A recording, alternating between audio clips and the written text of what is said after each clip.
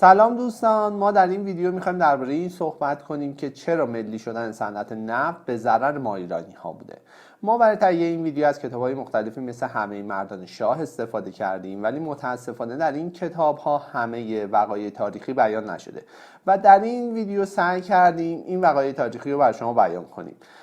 خب بریم سراغ بحث اصلیمون و این که چی شد ایرانی ها به فکر ملی کردن صنعت نفتشون افتادن. جنگ جهانی دوم و در اشغال بودن ایران، قائله آذربایجان، سوس بودن پایه‌های حکومت محمد رضا شاه باعث شده بود ایران نتونه مفادی که در قرارداد 1933 هست و مطالبه کنه و انگلیسی هم از این وضع سوء استفاده می‌کردن و به هیچ کدوم از تعهداتشون عمل نمی‌کردن.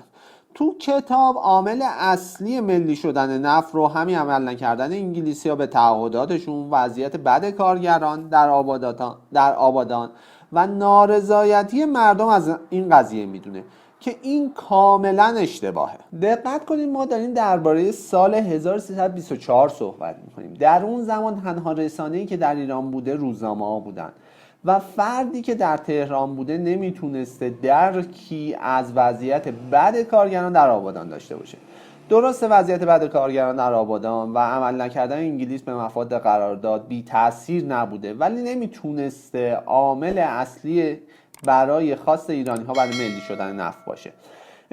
در اون زمان شرکت آرامکو آمریکا قراردادی رو با عربستانی ها امضا میکنه که فروش نفت رو به صورت 50-50 تقسیم میکردن و این قرارداد و این سهم 50-50 باعث میشه که ایرانی‌ها به این فکر بیفتن که آقا ما هم صنعت نفتمون رو ملی کنیم و یا به صورت 50-50 باشه.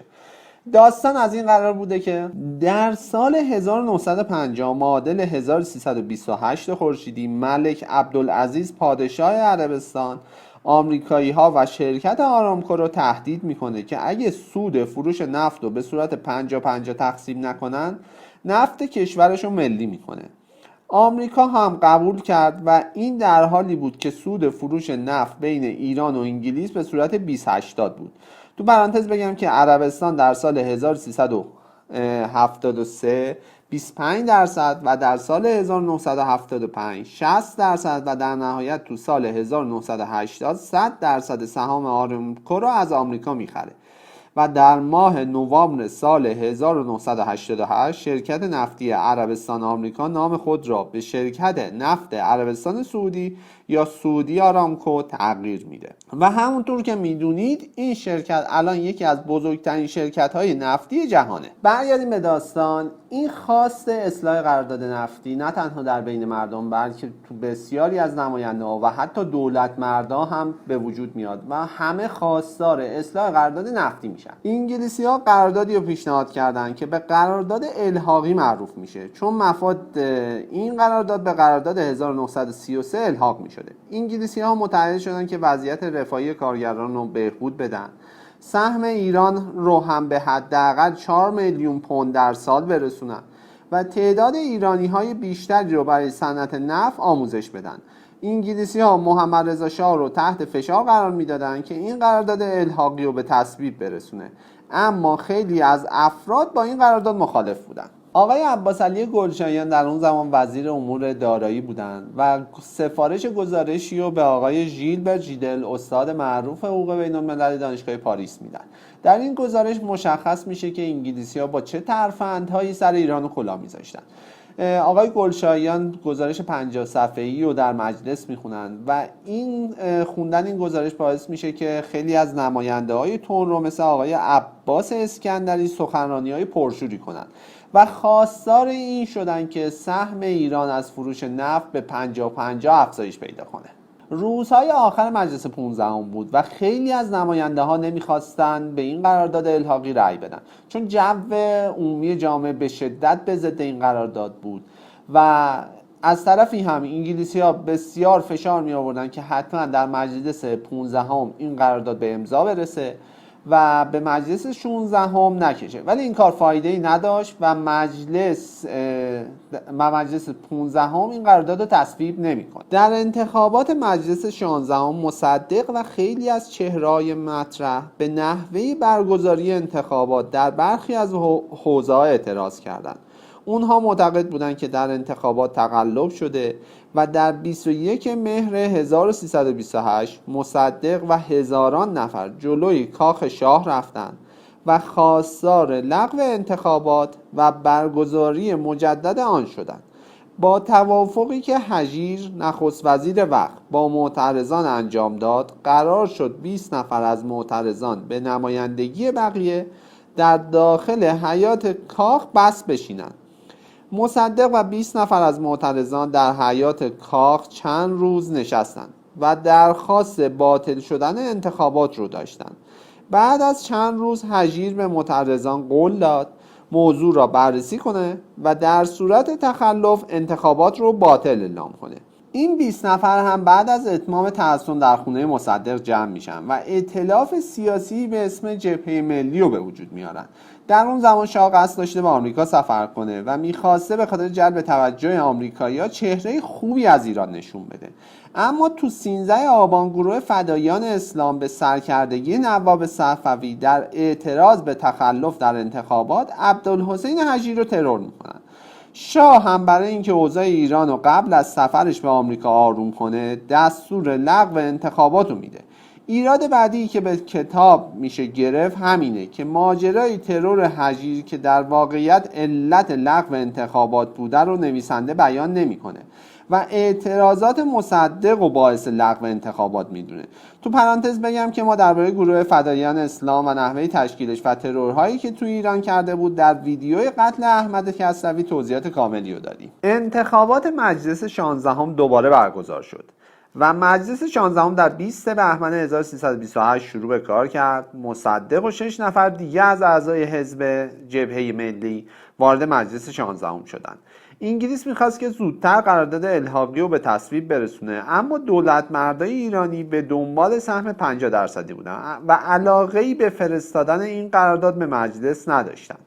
نخست وزیر محمد ساعد قرارداد رو به مجلس نفرستاد و 2 ماه بعد شاه علی منصور رو نخست وزیر کرد. علی منصور هم لایحه رو به مجلس نفرستاد و 3 ماه بعد رزم‌آرا نخست وزیر شد و تلاش کرد که با یکم تغییر توی قرارداد و اونو به تصویب برسونه که انگلیس قبول نکرد و رزم‌آرا قرارداد رو به مجلس برد. مصدق و دیگر نمایندگان کمیسیون نفت با این قرارداد مخالف بودند و افکار عمومی به شدت به هر کسی که از این توافق با انگلیسی‌ها صحبت می‌کرد واکنش نشون میداد و اون را خائن به ملت میدونست. جو خیلی رادیکالی به وجود اومده بود و کم کم پیشنهاد ملی شدن نفت مطرح شد. ایده ملی شدن نفت رو اولین بار غلام حسین رحمانیان تو سال 1322 مطرح میکنه. در اون زمان مصدق با این طرح مخالف بود، اما در سال 1328 و با افزایش اعتراضات دوباره این طرح در مجلس مطرح میشه. در اون زمان اصلا هیچ کس در مورد عواقبی که ممکنه ملی شدن نفت داشته باشه صحبت نمیکرد.